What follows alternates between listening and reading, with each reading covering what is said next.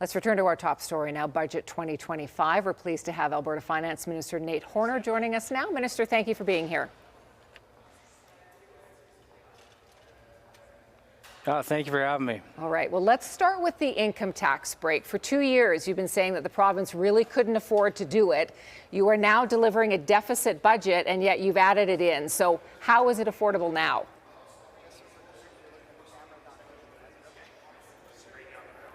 Well, you're not wrong. I've made it difficult to bring this in, but I truly believe that if we're ever going to do this, now is the time. Alberta, the government of Alberta's revenues, will be able to withstand this. We have a strong balance sheet. We are concerned about the balance sheet of Alberta's households and Albertans.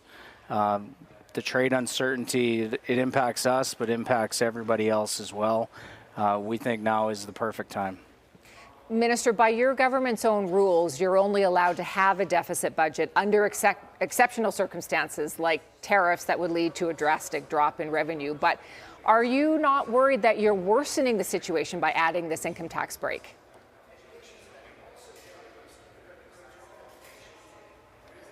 By our fiscal rules, once a deficit is tabled, we have 3 years to get back to balance.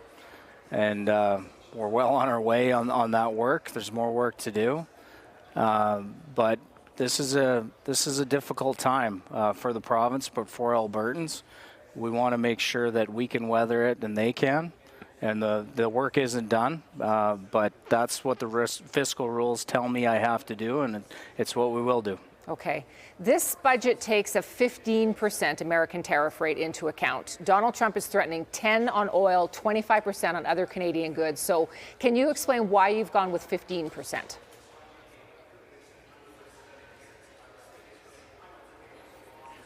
Well, we're talking about what's prudent, what's realistic. Obviously, it's a very challenging time to build a budget if you're the province of Alberta.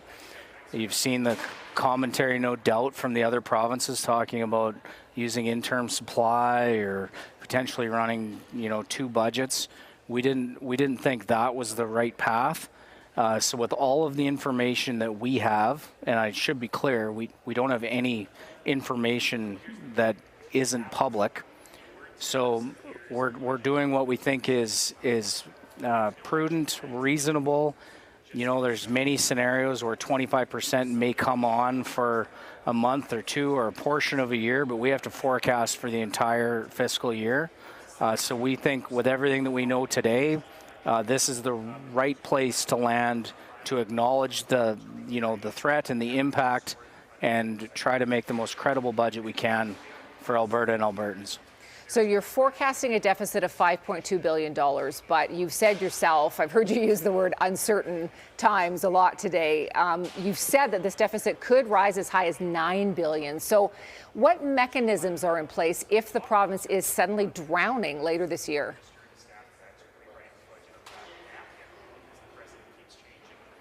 Well, we have the legislative tools to deal with what comes. Obviously, a lot of uncertainty. The budget did print, a high and low scenario. To be frank, there's also a scenario where we're not in deficit or we're in a very small deficit. So we will deal with those things, but we had to chart a path that was reasonable and credible. It's also why we've increased the size of the contingency to have some flexibility and dry powder for what may come.